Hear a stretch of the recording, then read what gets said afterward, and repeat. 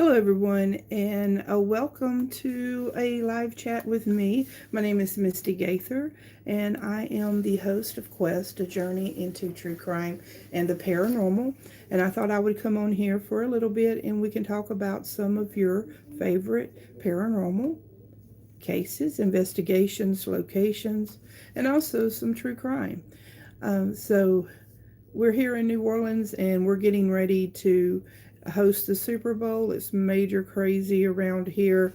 The French Quarter is seems to be really safe, and they got all kind of barricades up and the National Guards out. They got one like they got the AK-47s and everything. So it's definitely an interesting time here in New Orleans. So I hope everyone's doing good, and I'm hoping that you will join me and we can talk about some of your favorite cases. I was thinking the other day about serial killers and why are we so fascinated with them? Like, what is the thing about a serial killer that draws so much interest? Is it because of you know how they do things, like the way that they go about killing people, they do it pretty much the same way? Or is it the question about how do they choose their victims, or just the maybe the moniker that they use, like the Green River Killer or BTK, Bind Torture Kill, or the dating game killer? And I mean, it's real to me personally. It's really intriguing, and I've said this before. Like, I don't enjoy about the death of how that they do things, but I am interested in the psyche. Like, what triggers in someone?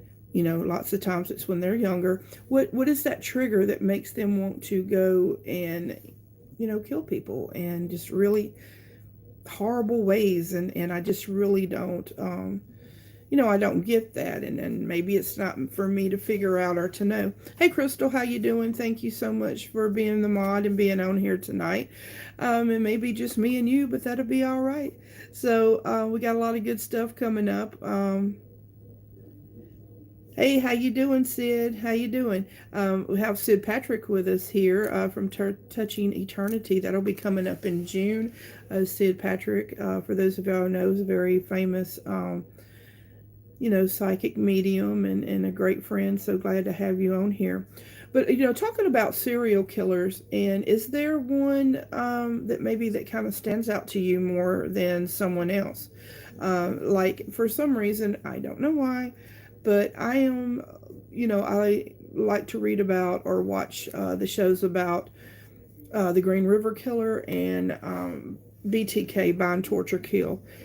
Although I do feel that BTK is like on a whole plane just by himself, as far as the creepiness, as far as the evilness, as far as everything.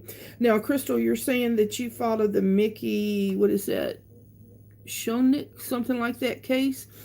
Now, right off the bat, and usually I'm really good about following everything and knowing a little bit about different cases, but what is that about? You'll have to share that with us, and where did that happen? Louisiana, we have the New Orleans area, we've had we had a few serial killers, and I think that we probably have more than what we know. um, we had the Ronald Dominique, Derek Todd Lee. What is that Sean Michael Willis or Gillis, something like that? We had him, and I know that there's probably others lurking around. But is it just me, or is Texas?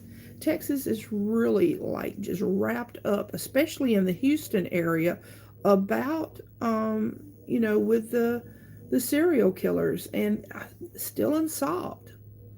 I had Lisa Olson. She's a true crime author.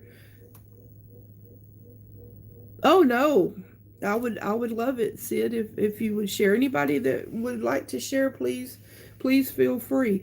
You know, Lisa Olson, she is a true crime author. She was on A&E TV show called The 11, in reference to what Edward Howard Harold Bell alleged serial killer, but he died before they could really, pin get everything on him.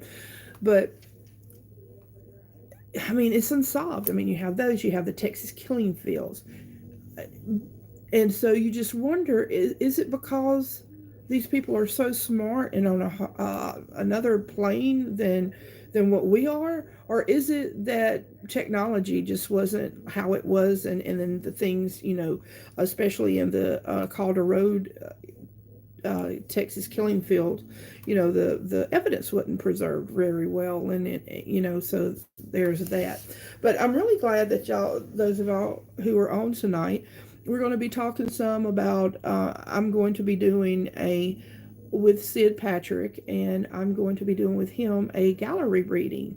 And for those of you who do not know, what a gallery reading is, think Teresa Caputo, but much smaller in my case. But they're there. You're not guaranteed a reading. I mean, she goes, and the medium, will kind of go with the feeling. If you hear snoring, that is not me. That is one of our dogs. So excuse me. It's either let her snore or just other noises. So I figured that the snoring would be the lesser of the evils that I had to choose from. So will be September the 16th, 2 p.m. And Sid Patrick has been gracious enough and to offer his home. He has a beautiful home to do the gallery reading in. We'll both be doing it, and it's free of charge. But we have very, very, very, very limited seating. It'll hold. He can accommodate like 15 people. So if you're interested and think that you'll be able to do that, please give me or Sid a shout out and contact us, and then we can get you on the list. So really looking forward to that. We have a lot of Paracons coming up. I know April the 12th will be the Cajun Country Paracon. It'll be their second Paracon. And I tell you what, they really started things off with a bang last year. In March was their first one. And Quest was, so honored to be a part of it, and really made a lot of good connections, met a lot of great people. The Louisiana Spirits team, there really are such special investigators and just such special people and friends, and I'm honored to be a part. Let's see. We love dogs, so she's invited to the party. Yeah, she's not like Kahlua though. This one whines a lot. So, and I did bring my chalice. I don't know if some of y'all remember it from last time, but it's here. It is, and there we go. I just love that chalice, and it's a wolf, and I don't know. I just kind of like it.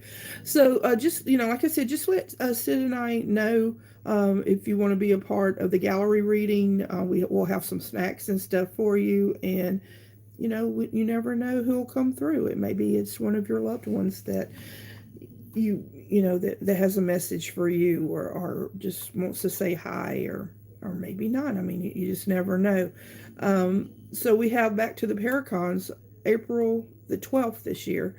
They'll be is in Vermilion, and they're going to have a VIP ghost hunt afterwards. It's going to be a really good time. You got a lot of big name people coming. Shane Pittman, Joshua Purvis, the ghost hunting housewives, of course. Dave Schrader, I believe, is supposed to be back, and Sarah Lemos. She'll be the MC of the event. So I mean, there's a lot more going on, and they actually, I believe, sold out of vendorship. So it'll be chock full of so many wonderful people in the paranormal community.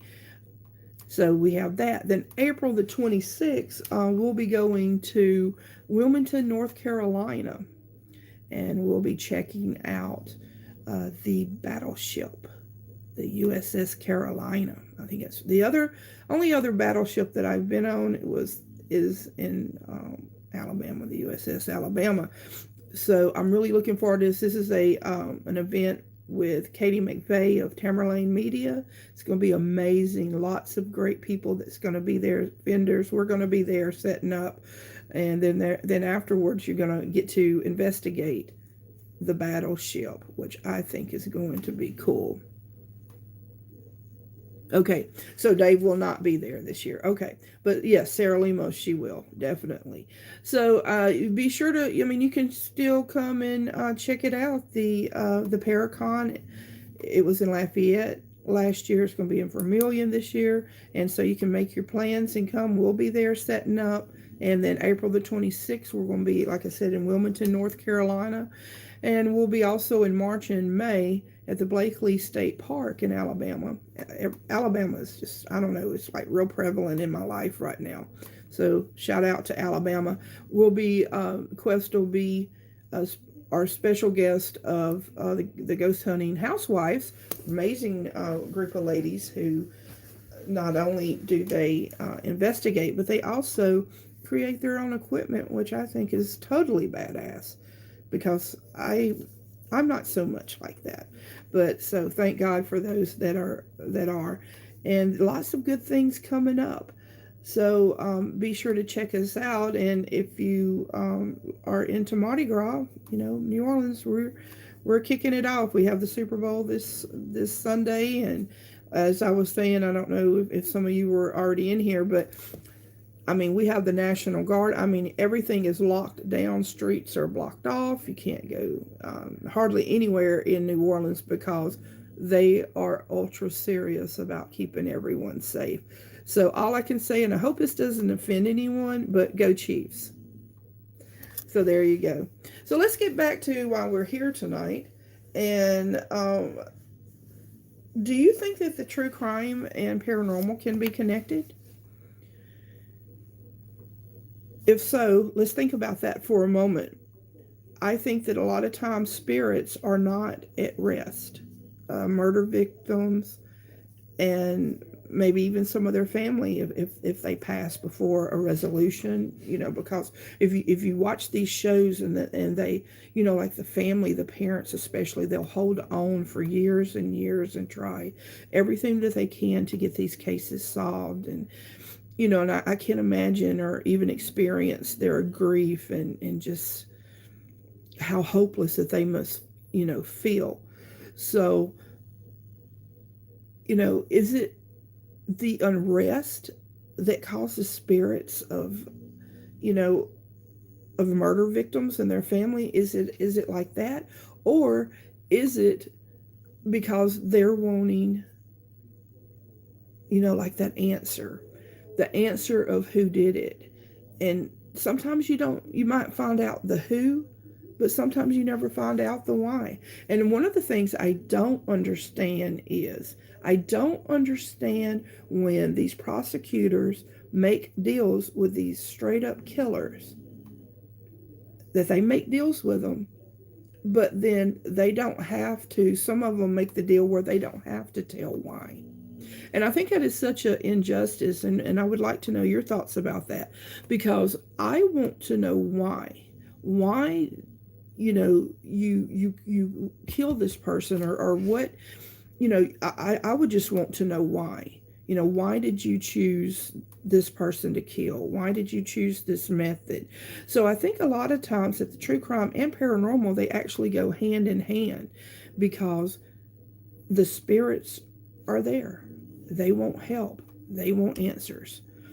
And so, it just really is it just really makes me think. I watch a lot of stuff about true crime. And, of course, I watch a lot about the paranormal too. And it's like, what if we could find the key? There is a key for especially mediums. What is that key where we can find more answers? Because if it was cut and dried, where the spirit could just come up to you and say, hey, Misty, this guy named John, or whomever, John, Jane, whoever, they killed me, and you can find the murder weapon located here and this and that. It's not that simple. And the more that I am exploring my mediumship, and the more that I am, getting into all of that, I realize that it is truly a gift, because it's not easy. It's not easy to to, learn communication from the spirits. Because if you think about it, they have to have so much energy. And the energy is what allows them to communicate. And they're not able to sit here and ramble on, such as I'm doing now, or expound, or just tell us the whole story of, I was walking down the road at 9 o'clock at night, and all of a sudden this guy hopped out of a car, and I know who it is. His name is John Smith or whomever. If it was that easy, we wouldn't have any unsolved cases. We wouldn't have any cold cases. We would all have the answers. But it's not that simple. And so there has to be a key or something that can allow us to tune in more, and so that hopefully that more of these cases can be solved. Just not someone calling off the street to law enforcement and saying, hey, I believe that the body is by water, and that they're, this, that, like, that's generically what's, the law enforcement says that psychic mediums, that they do when whomever it is just calls up out of the blue. But there has to be something, I think, that maybe we're missing. Something that we can do more. And that's what I'm on this quest to find. I want to know what we can do, because we have a gift. What can we do more to help the living and the dead? And I say it a lot, and I say it a lot on my shows, and I say it a lot on the lives or whatever. And we are here. If you're a medium, you are a bridge between both worlds. But your calling is not just to help the living. It's good, of course, you want to help the living and all that, but you're also there to help the dead and to relay messages and to bring them peace, them closure, and maybe help move them on if that's the case. So, no, you're fine. The caps are fine. I'm used to doing them, but loving each other as humans. Exactly. You said, do I believe in skinwalkers? I do. Have I ever seen one or been around one? No. And I think that I would know that if I have. But I do believe that they're out there. I believe it's more of a Native American, spirit. So, I think that I do believe in them. And I mean, they're something else. They change and shift, and I don't know, maybe we could go to Skinwalker Ranch one day, Sid. That would be kind of cool. But I mean, so I think that once as a medium that you discover what, if this is your plot in life, your path in life, I think that that it is your obligation to help with some of these cases. I want to say a hello to Sean Daniel from Suncoast Films. Hi, Sean. Thank you so much for joining us. He's from Pensacola, Florida, and love Pensacola. Has a lot of haunted things going on there with the lighthouse, and I mean so many things. And Sean's such a wonderful investigator, and I appreciate you being on the live. So, a matter of fact, one of the notorious serial killers, Ted Bundy, he was, I believe, arrested in Pensacola.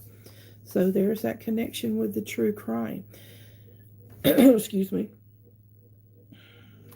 So what are some cases that you may be interested in, like a true crime? Is it more of the serial killers? One thing that kind of terrifies me is home invasions. Like, I think that that is a very scary thing, and there's a case, and I can't remember the name now, so please forgive me, but the lady, she loved clowns. She had an affinity for clowns, and so one day it was her and her son at their home, and boom, boom, ding dong, the doorbell, and she opens it up, and there's a clown standing there, and she's like, "Oh, okay, here's this clown, pretty cool. I like clowns." And the clown shoots and kills her right there. Well, long story short, about 30 something years later, the clown was actually her husband's mistress, whom he married later on, that shot her. And they used that ruse of the clown because they knew that she was really interested in clowns. Sometimes, clowns, they can be kind of freaky. And then you think about, well, John Wayne Gacy, he, was a clown pogo, and that's how that, he was out there as a clown. And but I don't know if I would be able to stay at the Clown Motel. That's like in Nevada, Arizona, somewhere like that. I really do not know. If you think that you could stay there, put a one in the comments. I was talking to Catherine the other day about it. I said, I don't, I would like to try because it's a famous thing. You know, but to stay at a clown motel where they have the pictures and the statues of the clown that's over the bed and everything's clown, clown, clown, I just really don't know if I could do that or not. You said your biggest fear is I'm vigilant about locking the door at home. Yes. Yes, that's it. The Warren lady. That is exactly the killer clown case.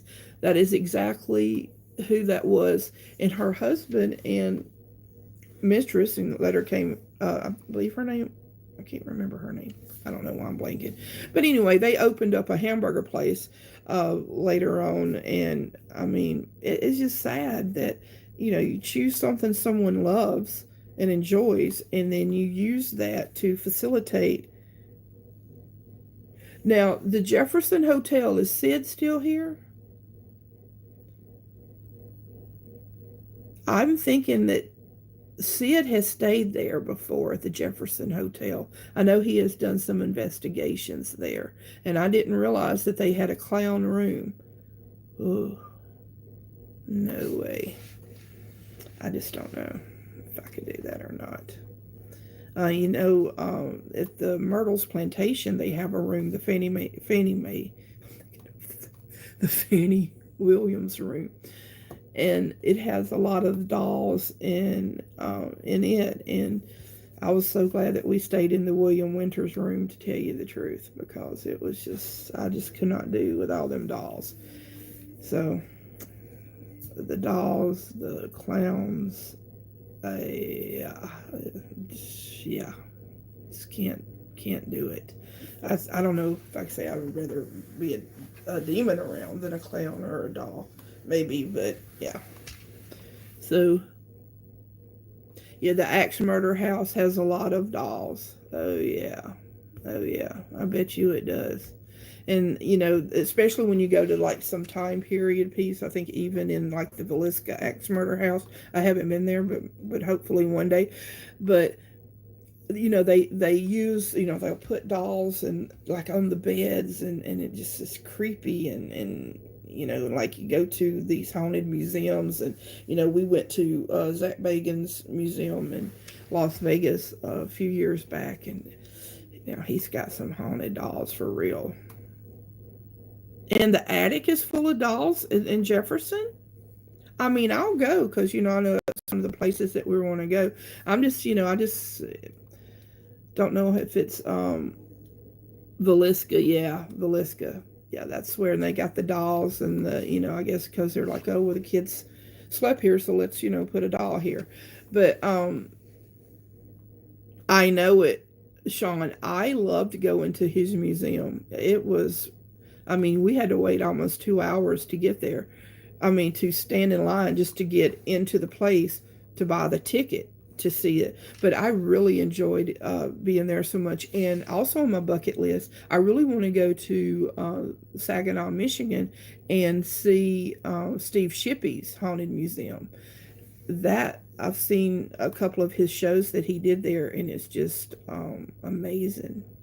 of everything.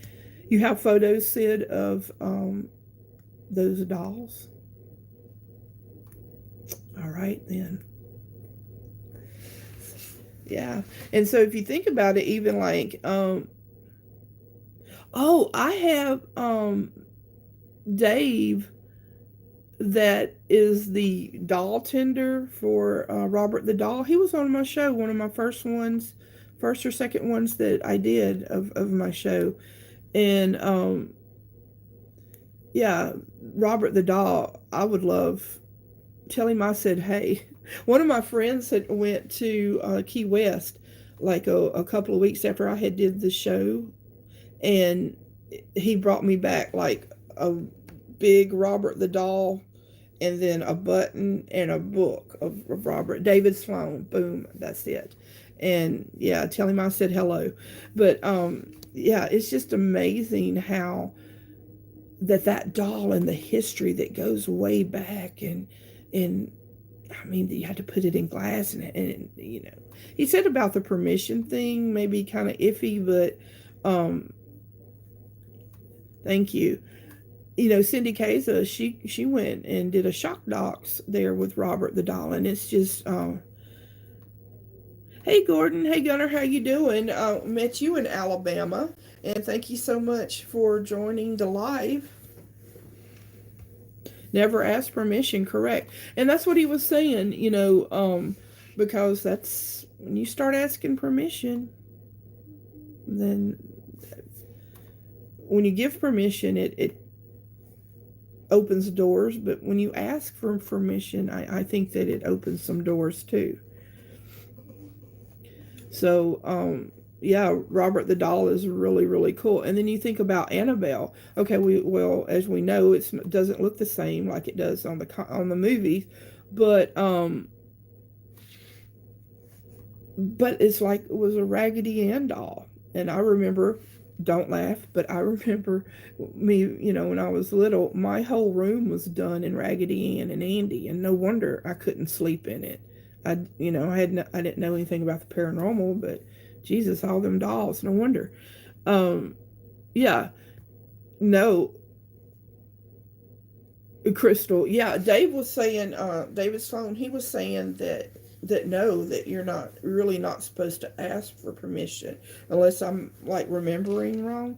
But he was like, no, just be polite. Yeah, yep, that's exactly right, Sean. He said, yeah, to never ask for permission. So yeah, but he calls Robert causes havoc. So, what's everybody doing? Any cool investigations, Sean, you got coming up? I know you're always on the go filming here and there, and um, you know, you got anything else coming up? And you still got to be on the show too. So that would be cool. But yeah, if y'all could come and think about maybe coming February the 16th, it'll be at 2 p.m. at Sid Patrick's house. That would be cool. Going to do a gallery reading. It's going to be free of charge, which, you know, is really a rare thing. And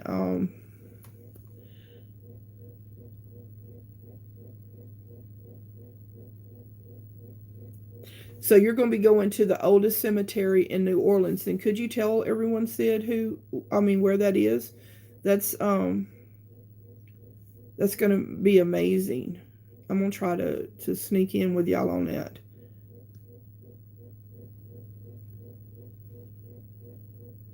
I tell you, one of the saddest cemeteries here in New Orleans that I have found is Holt Cemetery. It's a potter's field. And, you know, if you've never been to it, it is definitely a go to. It is sad. Yeah, and that's by that pet cemetery, I believe, that you were telling me about too, Sid. Yeah,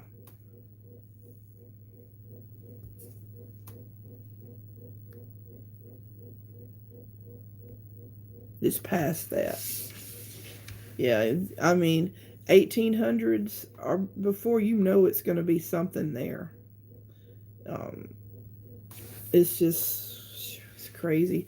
Holt Cemetery, that's my kind of my go-to if somebody wants to go and hang out or do something, like check something out. I always take them to Holt because that is, I mean, you'll have to come and we'll have to, Sean, we'll have to go one day. It's really to experience it. You just have to be there. I mean, I could tell y'all some things, and it's just crazy. Got you. Yeah, yeah. We can't tell them everything, huh, Sid?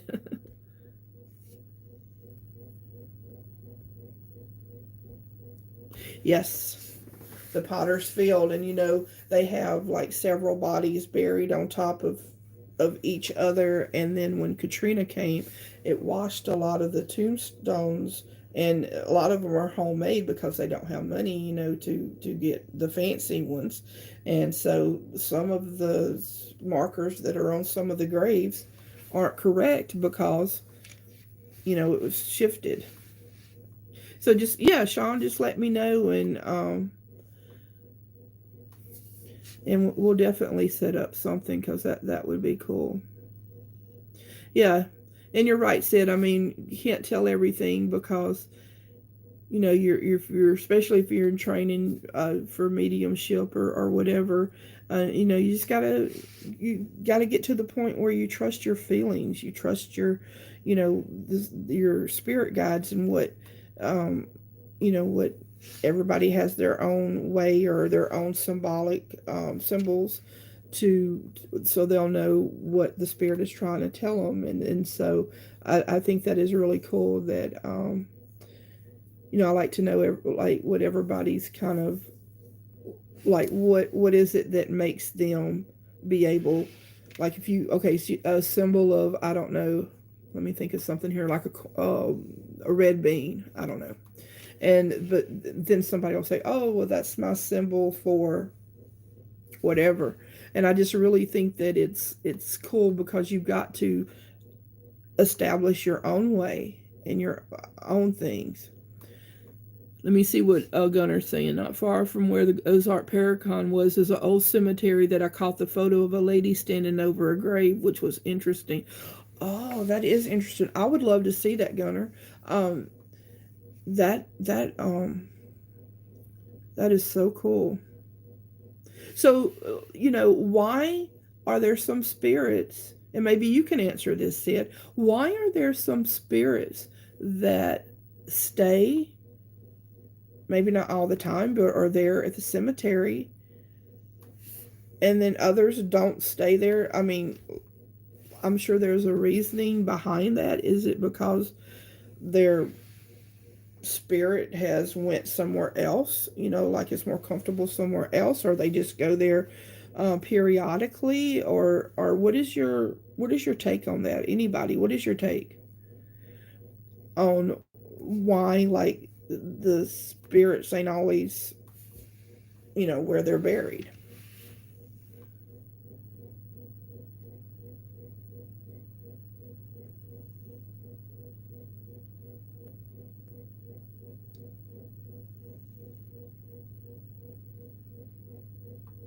So you're saying like at the Katrina Monument, is that the one on Canal maybe, and has a male spirit,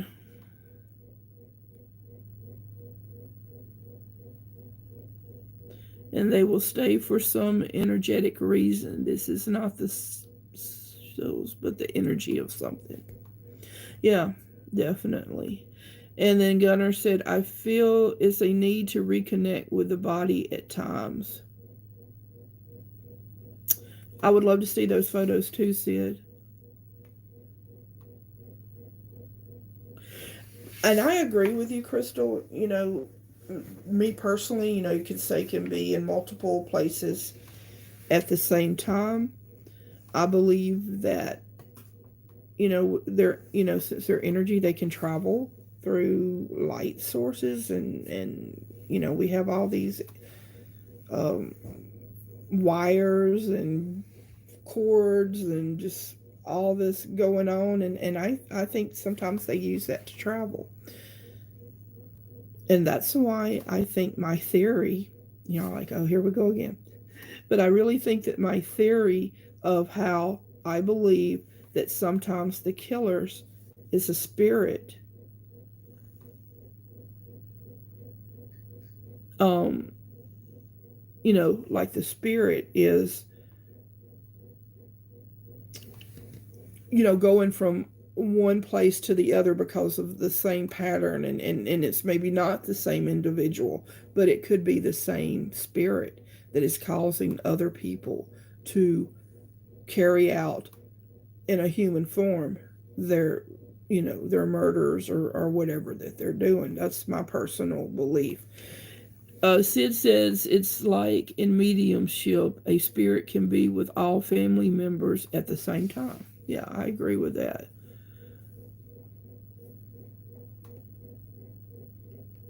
Yeah, because and you're right, Gunnar. Because if you'll, I've heard some mediums or whomever investigators talk, and then they'll say, well, like this part fragmented off, like this part still staying here, but then the other part of the spirit or the person is somewhere else. But it's like they're doing things here, and then they're doing things over here too. So how is that? They just split, like an atom or something? I don't know.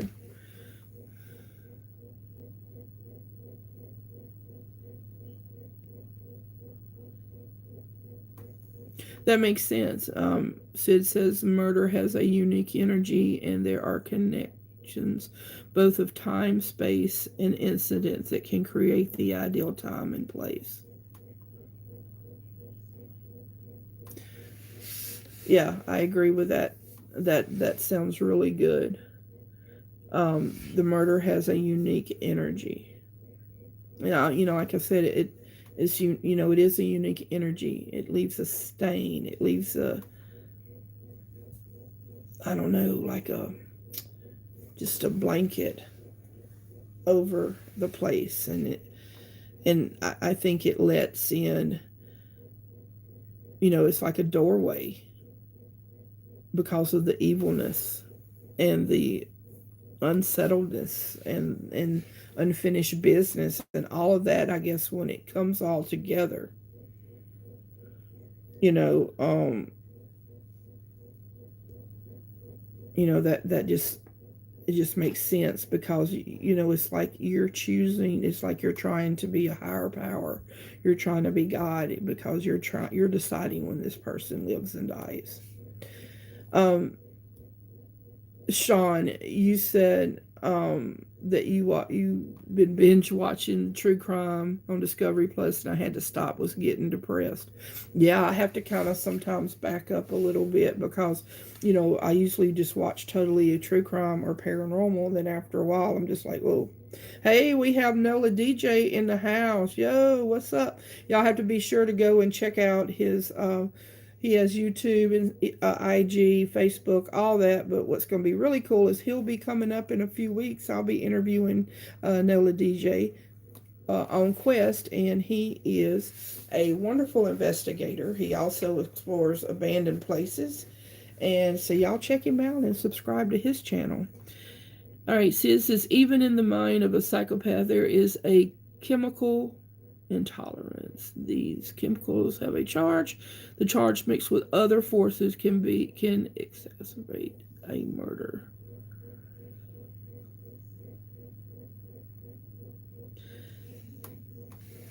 So yeah, and I guess it, like I always say, it's the psyche of it. It's the it's like what makes it click, what makes it, just how some people can be affected, and some people can be raised the same way, and one will turn out good and one will turn out bad, and so it says, yes, doesn't he, Sean? Yes, he has a awesome channel. I mean, I love watching uh his stuff. Is always entertaining, professionally done, and just amazing. Support the show and show off your merch. Show off your merch. Yeah, we have some merch that we have for sale. And I'm going to be hosting trivia again next Tuesday, a week from tomorrow. Um, and we're going to do true crime and the paranormal. And of course, I threw in last time a little something about the Golden Girls. And everything went in true crime and paranormal because everyone's not always into it. But that's the main theme of the trivia. I really enjoy hosting it, and it was a fun time. So I didn't know that Sean and Nola DJ. I didn't know y'all knew each other. See? Oh, you're bringing another group to trivia. Yay! Yes. Let me tell you something. I am, and I'm just gonna go on just come out and tell y'all, I am the ultimate Golden Girls trivia champion. Boom. Drop mic. So, do you used to you need to like rewatch the series or something to get more like more familiar to remember about them? I don't know. It's just a funny. I don't know. It's like a comfort show for me. Like I'll put it on to go to sleep and let it play in the background, which is better than having something about the Green River Killer or whomever. So, yeah.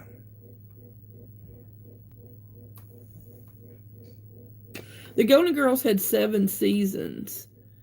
1984, 1985 to 1991, 92, something like that. Yeah, I mean it's on CMT, Logo, Hulu. It's on all those. So there's no.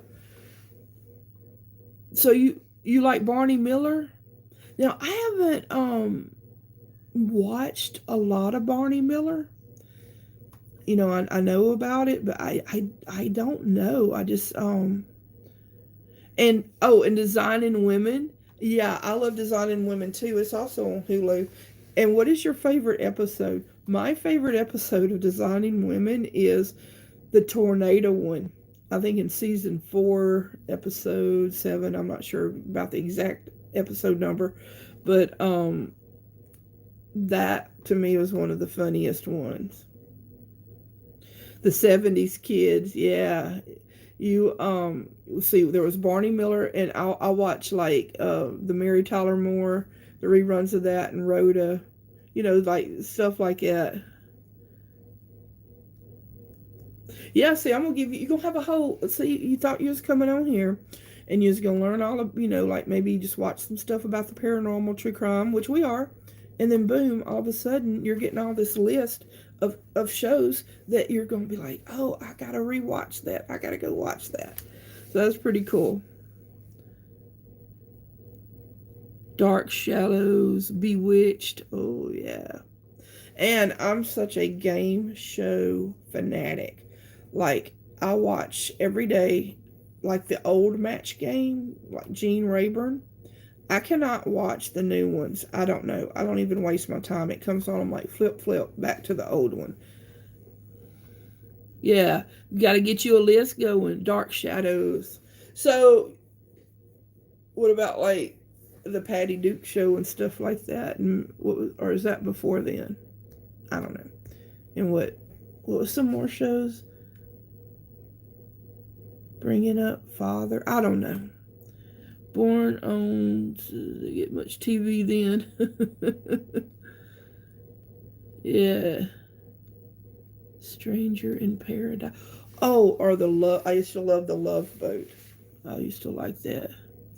Nick at Night. Oh my God, yes. Patty Duke, yeah. I was trying to think. Oh, and I heard just to we're off the subject. Let's get off of it. That Netflix is actually doing a reboot of Little House on the Prairie. So I am kind of interested to see how that's going to go. I mean, like, are they going to stay true to the book? Are they just going to go totally crazy and it's not even going to be on a prairie? but it's going to be, I don't know, in a rural farm. I don't know. So I'm kind of interested to see how that's at it. Is doing the flying nun. What? Thank you so much, Sean Gunner. Thank you. Appreciate y'all stopping by, and we'll talk to y'all later. Kisses to both. Thank you. Gidget. Yeah, I see that. And all the spin-off ones. Bye. See y'all later. Talk to you later. So yeah, so we talked about shows and oh, Cagney and Lacey. I know y'all gonna laugh, but I did like that show. Cagney and Lacey. Mary Beth and Christine. Go figure. So I'm glad. I really appreciate y'all so much for just spending this time with me. I've got a lot of really cool stuff coming up. Some I haven't even really talked about in public, but got really cool things that's going to be happening this year.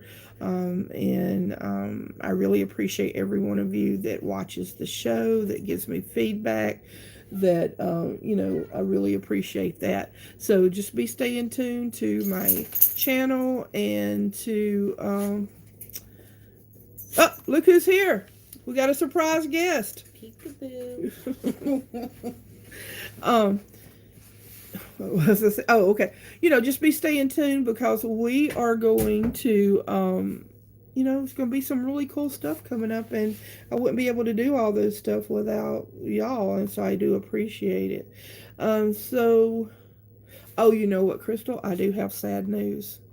We're not going to be able to come Saturday. Catherine is, she's setting up at these craft fairs, whatever, and so she had forgot that she has one Saturday, so we're not going to be able to go. And I was excited. But if y'all can, be sure to make your plan for the gallery reading with me, Misti Gaither, and Sid Patrick, medium extraordinaire. So thank y'all so much, and I will see you soon. Have a good night, and I'll talk to you later. Bye.